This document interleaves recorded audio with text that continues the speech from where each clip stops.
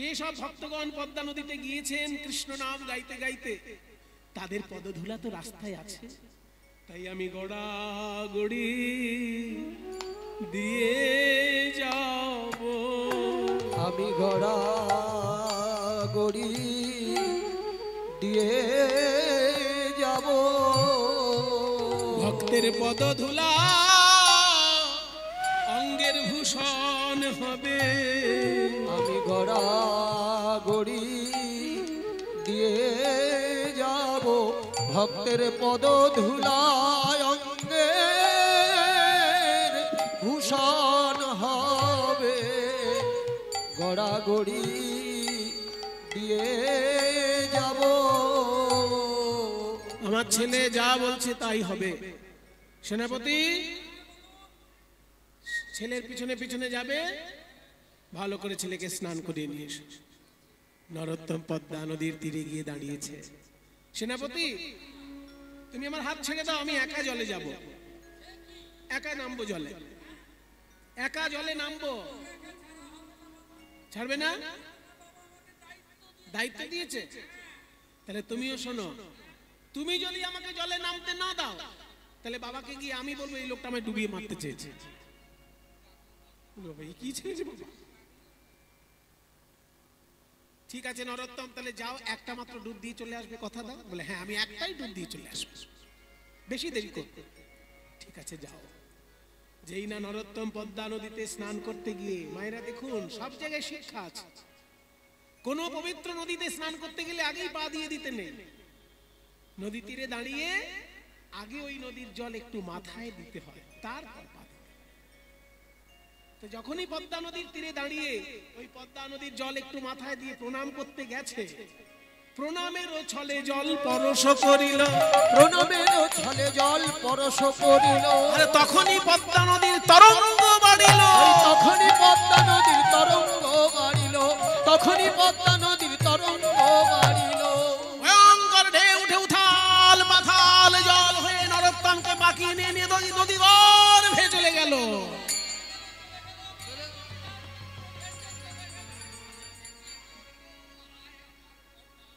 সেনাপতি তো,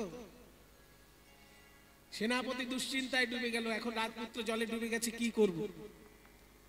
গভীর নদীতে গিয়ে নরোত্তম আশ্চর্য দৃশ্য দেখল। সোনার সিংহাসন আলো করে এক দেবী বসে আছেন। কে মা আপনি? আমি পদ্মা নদী। হ্যাঁ, পদ্মা নদী এরকম কথা বলতে পারে? সবার সঙ্গে বলে না বাবা, তোমার মতো ভাগ্যবান কেউ থাকলে তার সঙ্গে বলে। পদ্মা নদী মা, আমার মহাপ্রভু আপনার জলে স্নান করেছে, মহাপ্রভুর পদধূলি আপনার জলে আছে, দয়া করে আমাকে একটু পদধূলি দেবেন মা। আমার শিক্ষক মশাই বলেছেন আমার জীবন ধন্য হয়ে যাবে। পদ্মা নদী কেঁদে বলে, ওরে নরোত্তম, তোর শিক্ষক মহাশয় ভুল বলে নাই। আমার জলে মহাপ্রভুর পদধূলায় আছে, সে তো সবার জন্য, কিন্তু তোর জন্য মহাপ্রভু যা রেখেছেন তা তো আমি ছাড়া আর কেউ জানে না। শুনবি, মহাপ্রভুর বুকের ভিতর জমাট বাঁধা কৃষ্ণ প্রেম অশ্রু রূপে বাইরে এসেছিল, আর সেই অশ্রু তিনি আমার জলে মিশিয়ে দিয়েছিলেন, আর বলেছিলেন নরোত্তম যদি কোনোদিন স্নান করতে আসে, আমার এই প্রেম তুমি তাকে দিবে। এতদিন আমি গৌর হরির সেই প্রেম হৃদয়ে ধরে রেখেছিলাম। আজকে তুই যখন এসেছিস বাবা নরোত্তম, আয় আমার কোলে আয়, আমি আমার সেই গৌর প্রেম তোকে আজকে দান করব। আজ থেকে আমি হলাম প্রেমের প্রেমের কাঙালিনী,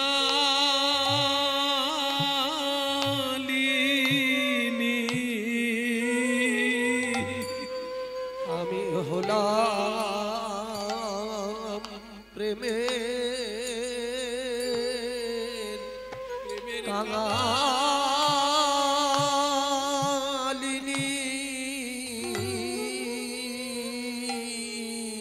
অন্তদিন ছিলাম গৌ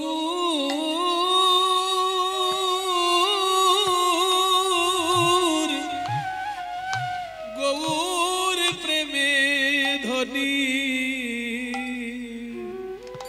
আজ আমি হলাম প্রেমে প্রেমের কাঙালি।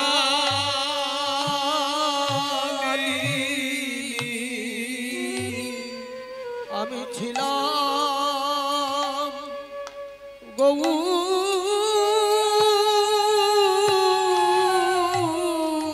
প্রেমে ধনী, আমি হলাম প্রেমের কাঙালিনী।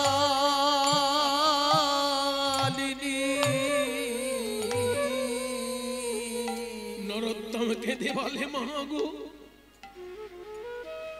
তুমি যদি আমাকে প্রেম দিয়ে কাঙালিনী হও তাহলে সেই প্রেমে আমি চাই না, সেই প্রেম আমি চাই না। কাউকে কাঙালিনী করে আমি তো ধনী হতে চাই না, আমি ধনী হতে চাই না।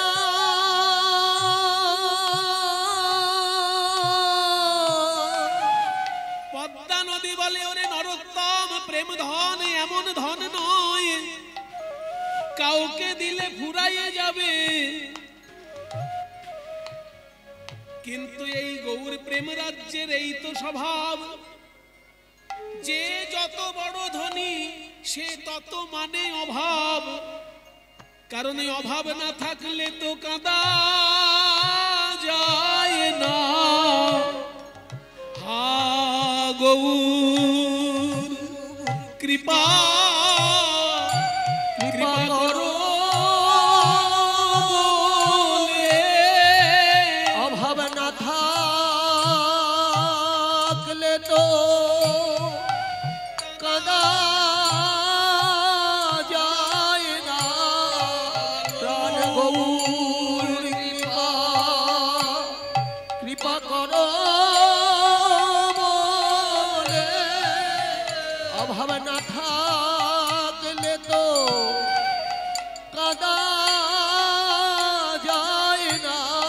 প্রাণ গৌর কৃপা করো বলে, অভাব না থাকলে তো কাঁদা যায়। হরি বল হরি বল। মায়েরা, গৌরাঙ্গ মহাপ্রভুর প্রেম ধন যেই নরোত্তম নদী জলে পেল কি হলো জানেন? গৌরাঙ্গ মহাপ্রভুর মতো গায়ের রং হয়ে গেল। কালো ছেলে ডুব দিল আর ফর্সা হয়ে উঠে এলো। প্রেম ধনে ধনী হয়ে মুনি ঋষির মতো গম্ভীর ভাব গম্ভীর হয়ে নদী থেকে বেরিয়ে আসছে। সবাই ভাবছে এই কি আমাদের রাজপুত্র? চঞ্চল ছেলে গেল আর কেমন ধীর স্থির ছেলে উঠে আসছে, গায়ের রংটাও পাল্টে গেছে। কে বাবা তুমি? দেখতে তো আমাদের রাজপুত্রের মতো, কিন্তু গায়ের রং তোমার পাল্টে গেল, ভাব তোমার পাল্টে গেল। কে তুমি? কোথায় ছিলে? আমি তো তোমাদের রাজপুত্র। হ্যাঁ, তো এতক্ষণ কোথায় ছিলে? কোথায় ছিলাম? ডুবুরি যেমন গভীর সমুদ্রে ডুব দিয়ে রত্ন তুলে আনে, আমি তেমনি পদ্মা নদীতে ডুব দিয়ে তোমাদের জন্য মহাপ্রভুর প্রেম রত্ন তুলে এনেছি। তোমরা নেবে নেবে সেই প্রেম রত্ন। ওরে প্রেম নিবিয়া,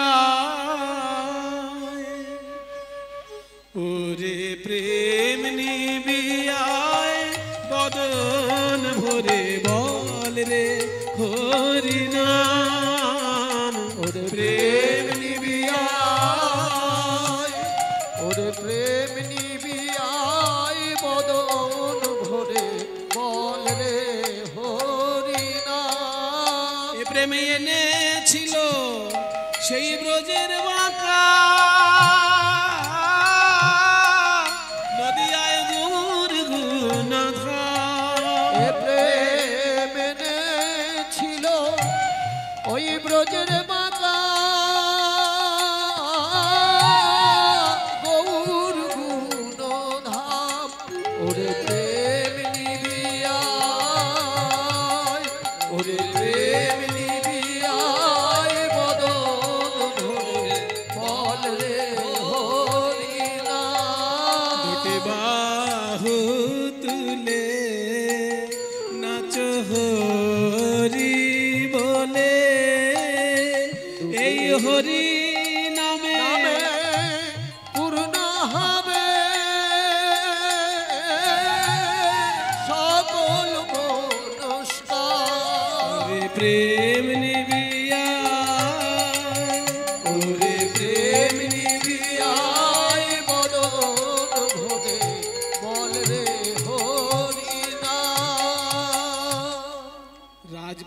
যখন বাড়িতে ফিরে এলো, রাজা তো অবাক হয়ে গেলেন।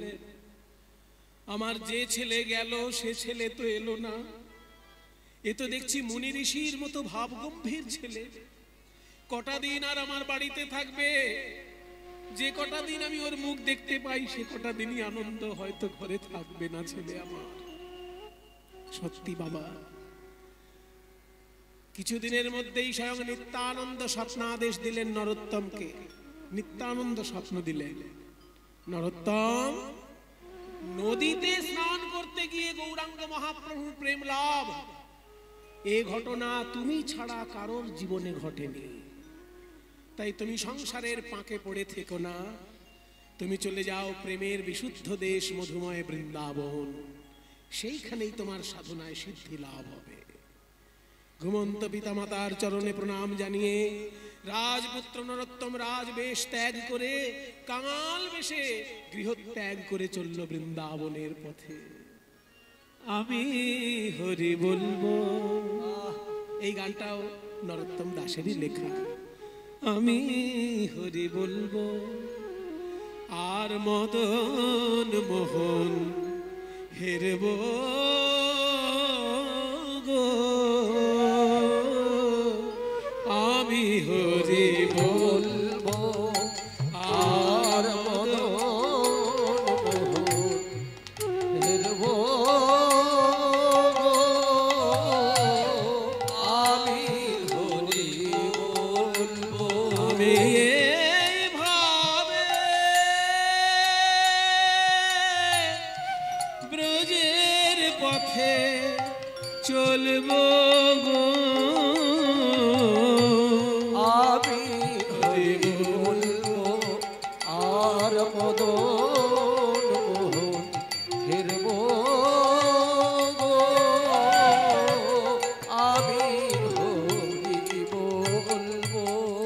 আমি যাব গো ব্রজেন্দ্রপুর, হব গো গোপিকার নূপুর। আমি যাব গো ব্রজেন্দ্রপুর, হব গো গোপিকার নূপুর। তাদের চরণে মধুর মধুর বাজবো গো, আমি হরি বলবো আর মদন মোহন হেরব গো, আমি হরি বলবো। রাজপুত্র দুদিন তিন দিন একটা না ছুটতে ছুটতে একটা গ্রামে গিয়ে অজ্ঞান হয়ে পড়লেন। জ্ঞান যখন ফিরল, দেখে একজন ব্রাহ্মণ কোলে করে বসে আছে। কি আপনি ঠাকুর মশাই? আমায় তুমি চিনবে না নরোত্তম? আমি কিন্তু তোমাকে দেখে বুঝতে পেরেছি তুমি একজন রাজপুত্র। হ্যাঁ হ্যাঁ, তোমার ভাব দেখে বুঝতে পেরেছি তুমি রাজপুত্র। তুমি বৃন্দাবনের উদ্দেশ্যে যাচ্ছ বোধ হয়। ঠিক ধরেছেন ঠাকুর মশাই। ঠিক আছে, বৃন্দাবন তো যাবে, আমি তোমার জন্য একটু দুধ গরম করে এনেছি, এইটুকু তুমি খেয়ে নাও, তারপর যাও। না না না, আমি তো দুধ খাবো না, আমি একদম বৃন্দাবনে গিয়ে প্রসাদ পাবো। নরোত্তম, আমি একজন ব্রাহ্মণ হয়ে তোমাকে আদেশ দিচ্ছি দুগ্ধ পান করো। তুমি আমার মুখের উপর না বলে চলে যাবে? মহাপ্রভু কি তোমায় কৃপা করবেন? আমি তোমার শুভাকাঙ্ক্ষী হিসেবে তোমাকে বলছি, দুধটা খেয়ে শক্তি পাবে শরীরে, বৃন্দাবনে পৌঁছবে। আমার কথা শোনো, দুধ খাও। ঠিক আছে, আপনি যখন ঠাকুর মশাই আদেশ দিচ্ছেন আমি দুধটা খাই। দিন। না, তোমায় দেব না, তুমি আমার কোলে বসো, আমি তোমায় খাইয়ে দেব। ব্রাহ্মণ কোলে বসিয়ে নরোত্তমকে দুধটা খাইয়ে দিলেন। আহ, কি সুস্বাদু দুধ! কোনোদিন আমি এত সুন্দর দুধ খাইনি। যাও নরোত্তম, এবার তুমি বৃন্দাবনের উদ্দেশ্যে যাও। বৃন্দাবনের উদ্দেশ্যে চলেছেন নরোত্তম। বৃন্দাবনে রাখাল মেলা, সঙ্গেতে বিনোদ খেলা। ওই বৃন্দাবনে রাখাল মেলা, সঙ্গেতে বিনোদ খেলা। তবে তাদের চরণের ধুলা, তাদের চরণের ধুলা মাখবো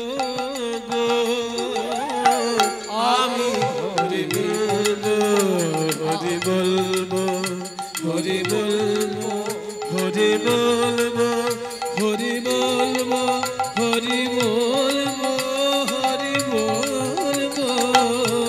আমি হরি বলবো আর মদন মোহন হেরব গো। আমি হরি বলবো। আরো কয়েকটা গ্রাম পেরিয়ে গিয়ে নরোত্তম যখন ঘুমিয়ে পড়ল, ভোরবেলায় স্বপ্ন দেখছে রূপ আর সনাতন গোস্বামী এসে দাঁড়িয়েছেন। স্বপ্নে দেখছে।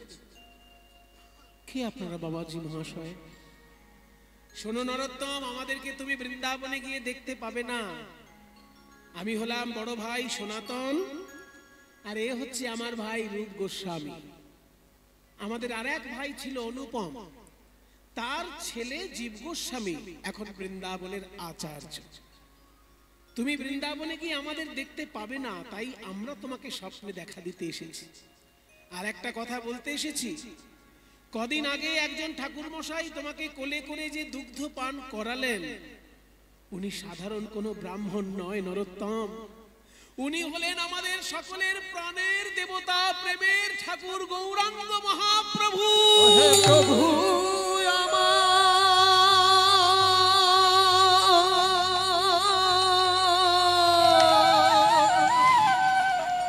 তোমার বৈরাগ্য দেখে, তোমার পথের ক্লান্তি দেখে স্বয়ং মহাপ্রভু ব্রাহ্মণ রূপে তোমাকে কোলে করে বসিয়ে দুগ্ধ পান করিয়েছে। তুমি বড় ভাগ্যবান নরোত্তম। যাও বৃন্দাবনে যাও, আমাদের সমাধি তুমি দেখতে পাবে, আমাদেরকে দেখতে পাবে না। ঘুম ভেঙে গেল নরোত্তমের, ছুটে চলল বৃন্দাবনে। কহে নরোত্তম দাস, আমার না পুরিল অভিলাষ, আর কবে ব্রজবাস, ব্রজবাস আর কবে ব্রজবাস করব গো। আমি হরি বলবো আর মদন মোহন হেরব বৃন্দাবন ধাম কি জয়, রাধা রানী কি জয়, নিজ নিজ গুরু মহারাজ কি জয়। এসো ভাই, কে তুমি? আমার নাম নরোত্তম দত্ত। হ্যাঁ, বাবার নাম?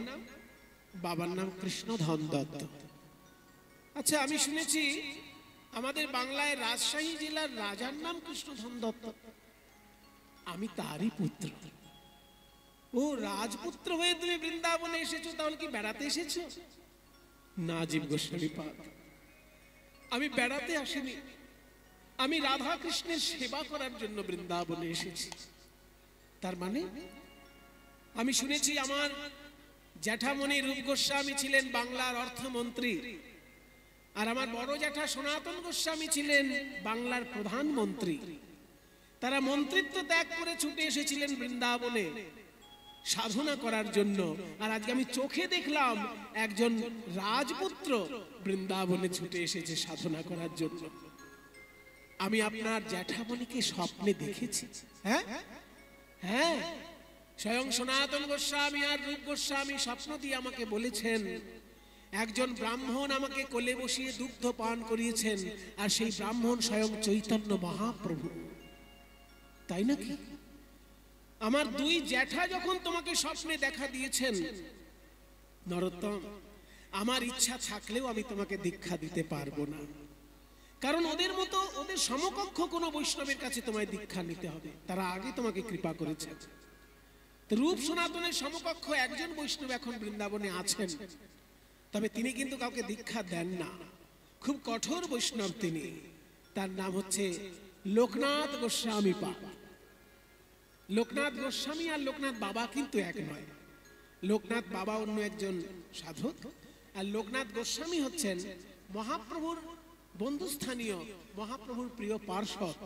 তিনি জমিদারি ত্যাগ করে বৃন্দাবনে গিয়ে বৈষ্ণব সাধনা করেছিলেন।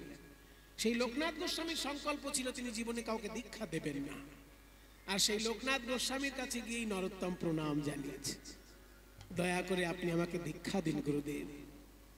লোকনাথ গোস্বামী বললেন, শোনো বাবা, সহজ কথা সহজভাবে শোনো, আমি জীবনে কাউকে দীক্ষা দেইনি আর তোমাকেও দেব না। তুমি কিন্তু এ বিষয়ে আর আমাকে কখনো পীড়াপিড়ি করো না, অন্য কোনো বৈষ্ণবের কাছে দীক্ষা নাও। নরোত্তম মনে মনে চিন্তা করলো, আমি যাকে গুরু বলে মনে করেছি, তিনি যদি কৃপা করে আমাকে দীক্ষা না দেন, তবুও তিনি আমার গুরু। যদি এই জন্মে এনার কাছে দীক্ষা না পাই, পরজন্মে পাবো। কিন্তু আমি যাকে তাকে গুরুর আসনে বসাবো না, এনাকে যখন বসিয়েছি ইনি আমার গুরু। তাই লুকিয়ে লুকিয়ে নরোত্তম গুরু সেবা করে। কিভাবে জানেন? লোকনাথ গোস্বামী যে বাগান থেকে ফুল আনে, নরোত্তম আগে চলে গিয়ে সেই বাগান থেকে ফুল নিয়ে চলে আসে, এনে লোকনাথ গোস্বামীর মন্দিরে সাজিয়ে রাখে। লোকনাথ গোস্বামীর জামা কাপড় নরোত্তম কেচে পরিষ্কার করে মেলে দেয়। লোকনাথ গোস্বামীর সমস্ত সেবা নরোত্তম করে দেয়, কিন্তু লোকনাথ গোস্বামীর অজান্তে। এতে যে লোকনাথ গোস্বামী খুব খুশি হন তা নন, তিনি কিন্তু রেগে যান যে কে যে আমার সেবা করছে আমি তো জানতেই পারি না। ভাই, আমি চাই না কারোর সেবা। কোন শিষ্যকে দীক্ষা দিলে পরে তার কাছ থেকে সেবা গ্রহণ করতে হয়, তাতে শিষ্যের কাছে ঋণী হতে হয়।